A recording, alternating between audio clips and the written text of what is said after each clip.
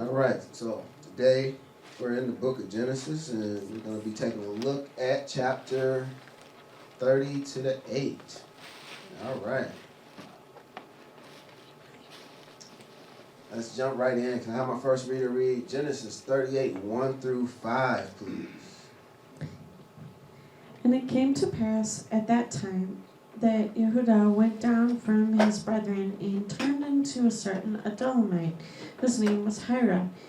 And Judah saw there a daughter of a certain Canaanite, whose name was Shua, and he took her, and he went in unto her. And she conceived and bare a son, and he called his name And she conceived again and bare a son, and she called his name Onan. And she had again conceived and bare a son, and called his name Shelah.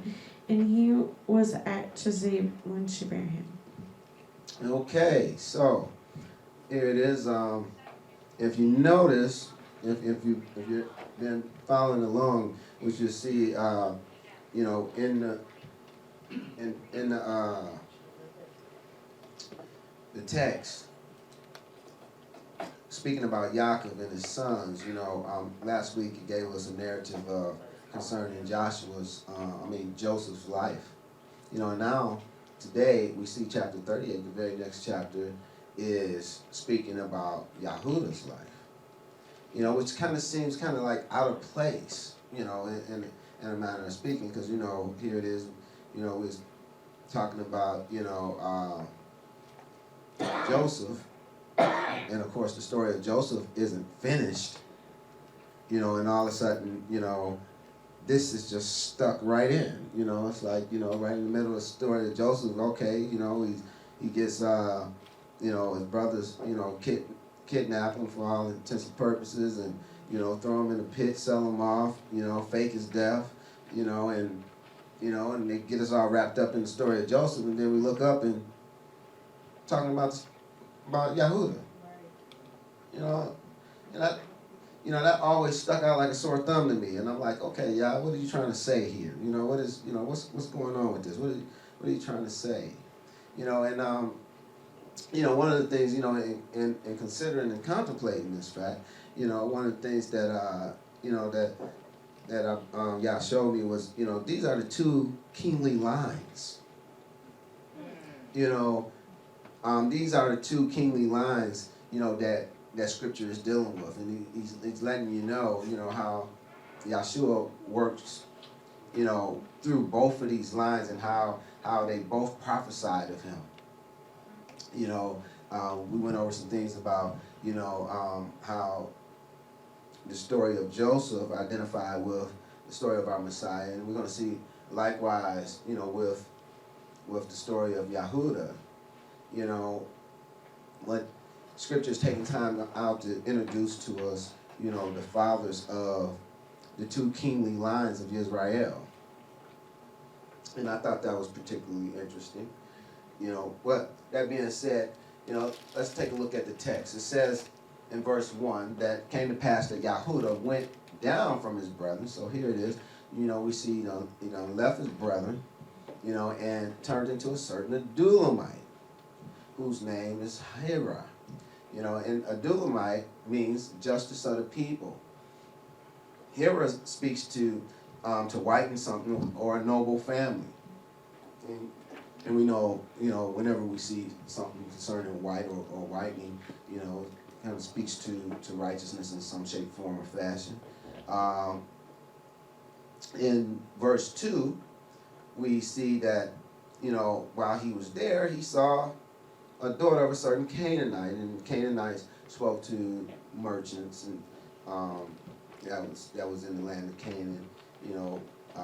Canaanite became synonymous for merchants. Now it says, and this young lady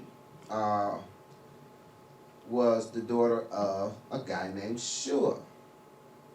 Okay, and Shua means salvation. To be free. Also can speak to wealth or opulence or pride. Okay, so they get together and she conceives and she bears a son. His name was Er. Er means awake or awaking or stirring up. And then they conceive again, you know, and they have another son, and his name was Onan, you know, which means vigor, strength, and iniquity. And then Shelah was born, and his name means request or petition. But something interesting, you know, it tells us where he was at when she bare him, is at Kizid. You know, so he was at a different place. He was at Kazid. And Kazid means lying or falsified or false. So, putting all this together, you know, the spiritual picture that's being presented here is that we have a praiser of Yah leaving his brethren and going to a justice of the people. That is a righteous and noble family. Now, while he's there, he meets the daughter of salvation. You know, he marries her and have sons. The firstborn is awakening and stirring up. The second is strong, vigorous, and iniquitous. And his third son was born in falsehood, you know, or in a lie, and therefore was requested or asked for. You know, so that's a spiritual picture that's being presented here, and we're gonna see what it leads to, you know, in the verses to come. Let me have my next reader read verses 6 through 11. And Judah took a wife for Er, his firstborn, whose name was Tamar. And Er, Judah's firstborn, was wicked in the sight of Yahuwah, and Yahuwah slew him. And Judah said unto Onan, Go unto thy brother's wife and marry her, and raise up seed to thy brother. And Onan knew that the seed should not be his, and it came to pass when he went in unto his brother's wife, that he spilled it on the ground, lest that he should give seed to his brother. And the thing which he did displeased Yahuwah, wherefore he slew him also. Then said Judah to Tamar his daughter-in-law, Remain a widow at thy father's house, till Shelah, my son, be grown. For he said, Lest pre-adventure he die also, as his brethren did. And Tamar went and dwelt in her father's house. Okay, so here it is. Of course, the time is, you know, his sons are growing up, and so Yahudah takes a wife for Er, his firstborn, you know, and her name was Tamar. Tamar name means palm tree. Now, palm tree is a symbol of righteousness because of the way it grows. It grows straight up, it's erect, you know, and it's straight up and is a symbol of righteousness. Now, you know, Er's firstborn just so happened to be wicked, though. You know, he was wicked in the sight of Yahuwah, and so Yahuwah, you know, he has a way of handling, you know, those type things, so he slew him. Yeah, you know, and so Yahudah said unto Onan, Go in unto your brother's wife and marry her and raise up seed to thy brother. You know, now we know that this would later be a command in Torah, you know, but what many don't know is it was also, you know, a custom of many pagan nations. You know, now it says, and Onan knew that the seed should not be his. And it came to pass when he went in unto his brother's wife that he spilled it on the ground lest he should give seed to his brother. You know, and Yah didn't take very kindly to this either. You know, it displeased him, and guess what he did? Yeah, he slew him too.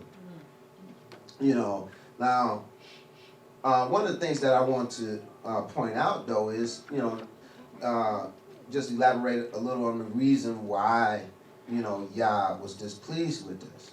You know, Onan not impregnating Tamar because he didn't want to do it because he knew the seed wouldn't be his. Now, you know, this speaks to Onan's greed in all actuality. You know, for by his brother Er leaving no heir, no pun intended, but by him leaving no heir, that makes his portion of the inheritance that much larger. Onan's portion of the inheritance will be larger if Er continues not to have a portion. You know, so when it's time for the sons to split it, you know, they'll only split it 2 ways instead of 3 ways. You know, but if he had fathered an heir on his brother's behalf, it would have greatly reduced his portion of the inheritance by at least a third. You know, not to mention that the firstborn gets a double portion, you know, and you know, him being next in line, you know, maybe the double portion will go to him. You know, so, but we can clearly see that there's greed involved. And so he decides, well, you know, I just won't raise up a seed and more for me. You know, but Yah, he didn't like that. And so he slew him. You know, so now, also we see here, it says in verse 38, then said Yahudah to Tamar, his daughter-in-law, now he's speaking to his righteous daughter-in-law, remain a widow at thy father's house till Shelah, my son, be grown. For he said, lest peradventure he die also, as his brother did. So, you know, right here we see his intent, you know, was something otherwise. He was lying. You know, and so Tamar went and dwelt at her father's house. So the spiritual picture here, you know, we see that the praiser of Yah, he takes a palm tree. That is, he takes one that's upright, righteous wife for his wicked firstborn heir. That was awakening or stirring up trouble, and you know, Yah didn't like it, so he took his life. You know, so Yah takes his life. Then the praiser of Yah gives the upright Tamar to his second son, Onan, that is his strong, vigorous, and iniquitous son, but due to his iniquity, Yah takes his life as well. Lastly, Judah, the praiser of Yah, does like many parents and blame righteous Tamar for his two sons' death, when his sons died because of their own iniquity. You know, not because nothing Tamar was doing. You know, he then decided to bind his last son, who was born in falsehood, with a lie, thinking that it'll save him. If you know, if Yah wants to kill your kid, then your kid gonna die. It's as simple as that. You know, but the thing is he was looking at it all wrong. He was thinking it was because of Tamar, and not considering it was because of their own wickedness that they were dying. You know, and sometimes we have to, as hard as it may be, sometimes we got to look at our own offspring and consider the error of their ways, you know, and consider, you know, the things that's transpiring in their lives as a result thereof. You know, it's not always the people they're around. You know, let me have my next reader read Genesis 38:12 through 15. And in the process of time, the daughters of Shehuah, Judah's wife, died, and Judah was comforted and went up unto his sheep shepherds to Tenneth, and he and his friend Huron the Abulite. And it was told Tamar, saying, behold, thy father in heaven goeth up to Timnath to shear his sheep. And she put her widow's garment off from her, and covered her with a veil, and wrapped herself, and sat in an open place, which is by the way to Timnath. For she saw that Shelah was grown, and she was not given unto him to wife. When Judah saw her, he thought her to be a harlot, because she had covered her face. Okay. You know, so here it is, you know, Shua done grew up, you know, and righteous Tamar, she's sitting over to the side of her father's house, and, you know, she's like wondering, you know, what's going on? Sheila, he grown, you know, give me my husband, you know, but Yahudah, he refused to give Sheila over unto Tamar, you know, because again, he's still blaming her for his other son's death, you know. So it was told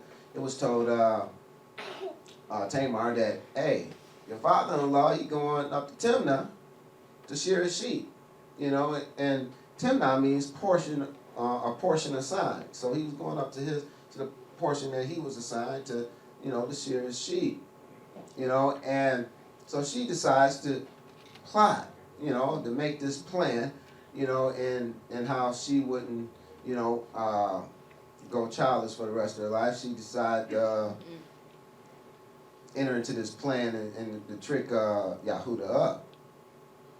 And so here it is when she dressed herself like a harlot, you know, and it says when Yahuda saw her, he thought her to be a harlot because she had covered her face. Now, one of the things I want to point out is the word harlot, which is Zanah, number 2181, meaning to be highly or overly fed. You know, it's the word that's always translated whoredom or fornication or harlot within the scriptures. You know, but you know, I just want to center in on its core meaning, because its core meaning, you know, to be a harlot, you know, because there's a such thing as spiritual harlotry. There's a such thing as spiritual whoredom and spiritual fornication. Amen. You know, and so this is important to understand, you know, the scriptural depiction or interpretation of a harlot, you know, so that we don't fall victim to spiritual harlotry. And in essence, what it means is to be highly or overly fed. And so this is something that we want to consider, you know, to make sure we're not entering into any spiritual fornication, because, you know, food, we know, speaks to teachings and instructions. So when you have extra teachings and instructions that are not of Elohim that you're eating, you know, you're overly fed. You know, and these things will cause you to commit spiritual fornication, as we've seen with the children of Israel when they went into the Midianite, took the Midianite and the Moabite women, you know, and bowed down to Baal Peor. You know, it said that they committed fornication or whoredom against Yahuwah. You know, they were overly fed. You know, they were following some teachings and instructions, eating some teachings and instructions that didn't come from Elohim. You know, and so it was perceived by Elohim as harlotry. You know, and so it's important for us to understand that, so that we understand what spiritual fornication is. You know, because there's oftentimes, you know, we may find ourselves in such a situation if we're not careful. Don't think that it can't happen. You know, now here it is, we see Tamar was dressing up like a harlot, you know, and here it is, Yahuda comes, and we see a spiritual picture of him going into what he believed to be a harlot, you know, and which would truly happen, you know, in the scope of time, when you consider how Yahuda did actually go into a harlot, go into one that was overly fed, even a Levitical priesthood, who would feed them with teachings and instructions that was not of Elohim, but the commandments of men. Okay? Now, something else that plays a part here, you know, is Judah going down and, you know, and I'm not saying that this is the reason that he done it, but this was certainly a custom that was prevalent during that time. You know, we read about Baal and about Ishtar and about the groves that they set up all over the land. You know, well, you know, this was a practice that as to how they would honor them. You know, the devotees of the mother goddess Ishtar would reside at or near shrines and were dressed in a veil as the symbolic bride of the sun god Baal. You know, and so, you know, this is quite possibly the reason Yahuda thought that Tamar, when she wrapped herself up in a veil, was a harlot. You know, now the men would visit the shrine and use the services of the co-prostitutes prior to planting their fields or during other important seasons, such as shearing or shearing the sheep or the period of lambing. In this way, they gave honor to the pagan gods Baal and Ishtar, and reenacted the divine marriage in an attempt to ensure fertility and prosperity for their fields and their herds. You know, so this was a pagan practice, you know, and it's quite possible that Yahuda was actually partaking in this, you know, and hence he got tricked. Let me have my next reader read verses 16 through 21 of Genesis 38. And he turned unto her by the way, and said, Go to, I pray thee, let me come in unto thee. for he knew not that she was his daughter-in-law. And she said, What wilt thou give me, that thou mayest come in unto me? And he said, I will send thee a kid from the flock. And she said, Wilt thou give me a pledge till thou send it? And he said, What pledge shall I give thee? And she said, Thy signet, and thy bracelets, and thy staff that is in thine hand. And he gave it her, and came in unto her, and she conceived. And she arose and went away, and laid by her veil from her, and put on the garments of her widowhood. And Judah sent the kid by the hand of his friend the Adullamite to receive his pledge from the woman's hand, but he found her not. Then he asked the men of that place, saying, Where is the harlot that was openly by the wayside? And they said, There was no harlot in this place. Got your people mixed up. Truly. So here it is. We see in Genesis 38:18, well, in this whole passage, Tamar and Yehuda, they're having a business transaction, if you would, and so they agree on terms of the contract, and something that I found interesting, was he said that I will send the kid from the flock. It's just a real interesting word study, this word kid, I believe it's like gedah or something to that effect, in the Hebrew, but it's just interesting, and I just, this is just food for thought, but it's just interesting when you consider, when Scripture speaks of a kid from the flock, and when it uses this word versus sayer, which is another Hebrew word that also has the meaning of depicts like a devil, and has like a devil in its meaning, and it's interesting, the placement of these words. Like I always say, that Yah doesn't just use any word, at any time. He handpicks the words, that he wants to utilize, and so we see this just simply speaking to a kid from the flock, a young goat, and she said, would you give me a pledge? I'm not just gonna take your word for it. That's the oldest trick in the book, right? Nah, you're gonna have to give me something. Well, what you want? Okay, give me your signets, your bracelets, and your staff. Okay, now, signet in the Hebrew is kotham, number 2368, and it speaks to a signature ring or seal, and it symbolizes identity.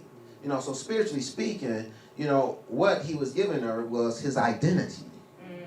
And bracelets is pathil in the Hebrew, number 6616, meaning to twine or struggle. So again, what he was giving her was not only his identity, but his struggles as well. And the staff that was in his hand, is mate, number 4294, means a rod and symbolizes familial authority, strength, and food supply, or teachings and instructions. And so here it is, a spiritual picture of what she asked for him. She made out like a bandit. She got his identity. I don't know about the struggles. Probably may not have wanted that, spiritually speaking, but but it's necessary. When we understand the overall plan of the Most High, the struggles are necessary. But she received his identity, his struggles, and his familial authority, strength, and teachings and instructions. So, and it says, and she arose and went her way, and then laid her veil from her and put on her garments of widowhood like nothing happened. And so he sent his pledge back, and she's like, nah, I think I'm going to keep what I have. And so, of course, they don't find any harlot in the place. So, the saga continues. My next reader, Genesis 38:22 through 26, please. And he returned to Judah and said, I cannot find her. And also the men of the place said that there was no harlot in this place. And Judah said, Let her take it to her, lest we be shamed. Behold, I sent this kid, and thou hast not found her. And it came to pass about 3 months after, that it was told Judah, saying, Tamar thy daughter-in-law hath played the harlot, and also, behold, she is with child by whoredom. And Judah said, Bring her forth, and let her be burnt. When she was brought forth, she sent to her father-in-law, saying, By the man whose these are, am I with child? And she said, Discern, I pray thee, whose are these? The signet, and the bracelet, and the staff. And Judah acknowledged them, and said, She hath been more righteous than I, because that I gave her not to Shelah my son, and he knew her again no more.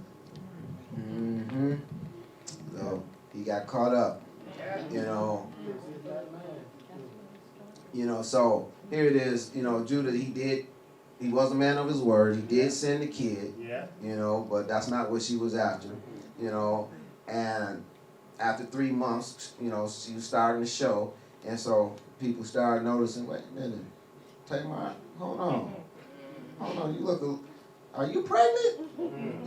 And so the word spread like wildfire, got back to Judah, and he says, bring her forth and let her be burnt. And that sounds pretty cruel, doesn't it? And I don't know if he meant, to, like burn her to death. He may have, I don't know.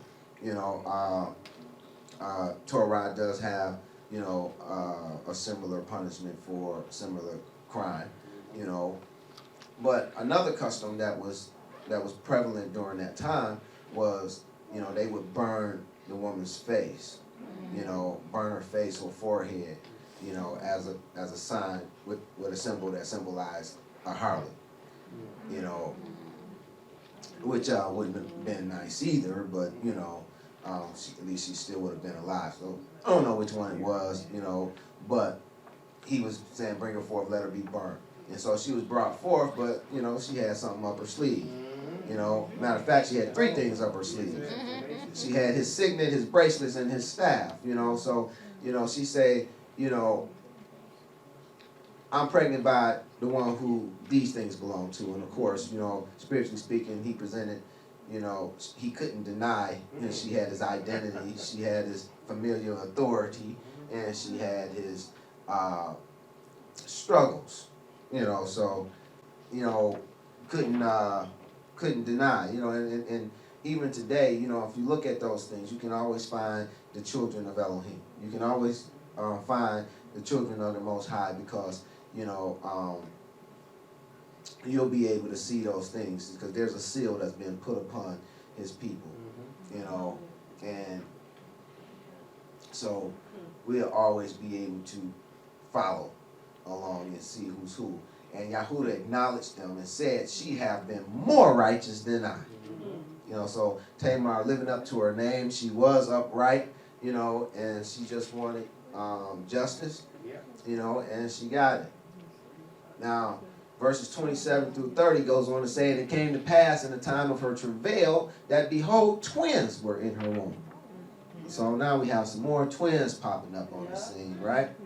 And it says, and it came to pass when she travailed that one put out his hand, and the midwife took and bound upon its hand a scarlet thread, saying, this came out first. Okay? So it says, and it came to pass as he drew back his hand, that behold, his brother came out. And she said, how hast thou broken forth? This breach be upon thee. Therefore his name was called Pharez. And Pharez means a break or a breach. And verse 30 says, and afterward came out his brother that had the scarlet thread upon his hand, and his name was called Zarah, or Zarah, meaning return or rising. Now spiritually speaking, this passage speaks prophetically of the birth of Yochanan the Immerser, that is John the Baptist, and Yahushua. Yahushua was first, even though John the Baptist was older than him, his hands stuck out first, and hence we see his twin attesting to this fact. we have Yochanan the Immerser, or John the Baptist, saying in Yochanan 1:15, it says, John bare witness of him and cried, saying, this was he of whom I spake. He that cometh after me is preferred before me, for he was before me. You know, because he truly was. Yes, he truly was. Yep. You know, so John the Baptist and Yahushua, you know, symbolic of these twins in the sense that they both were fathered of the nation of Yahudah. You know, via the palm tree, or a righteous woman, and they were born at the same time. They were the same age. They had the same ministry in the same wilderness, and the same gospel and message concerning repentance and the kingdom of Elohim, and both were murdered. Yep. You know, sound like twins to me. Now, Yahushua, the right hand of Elohim, came first, and is witness to the many miracles, signs, and wonders of Yahushua as Elohim prior to the birthing of Yochanan the Immerser. You know, we see the works of Elohim, you know, but it was snatched back, you know, and this can be seen, you know, in what they call the dark ages, when no one was hearing from Yah. You know, and then all of a sudden, Yochanan the Immerser, you know, he's born. Yes. You know, and the scarlet thread upon his hand speaks to the prophecy concerning one of his most yawesome works, and that is his covenant via the shedding of his blood for humanity, for the salvation of humanity. Now, Yochanan the Immerser would breach or break away from the Levitical priesthood. You know, a lot of people, you know, seem to forget that Yochanan the Immerser was actually a Levitical priest. You know, being the son of Zacharias, a Levitical priest. You know, but he broke away from the temple and the traditions of his fathers, being priests that served in the temple of Elohim, and started a separate ministry that served Yah in the wilderness. Yep. And afterwards, one that was first shall the one that was first but came last, we'll see Zerah once again. You know, and Zerah speaks to return or rising, and that is Yahushua's return. You know, so this is actually a prophecy concerning, you know, the ministry of Yochanan and Yahushua, who will come through Yahudah. You know, who will come through the nation of Yahudah. You know, we know that, as I began speaking, that Yosef and Yahudah speak to the two kingly lines, the two kingdoms, you know, of Israel. And so we see a prophecy concerning Yahushua with the kingdom in Yosef, and we see a prophecy of Yahushua and his kingdom with Yahudah. You know, in both of these accounts. You know, so I thought that was just a beautiful picture, spiritual picture of Yah and his ministry. And as he said, you know, even to his apostles after he had risen, you know, and he took them back and showed them Torah and all the places where it spoke of him at, and they understood, you know, everything about Yeshua's ministry was prophesied. It was prophesied, and it's in the word for those who have eyes to see and ears to hear. That's all I have for you today. Prayer was a blessing. Awesome.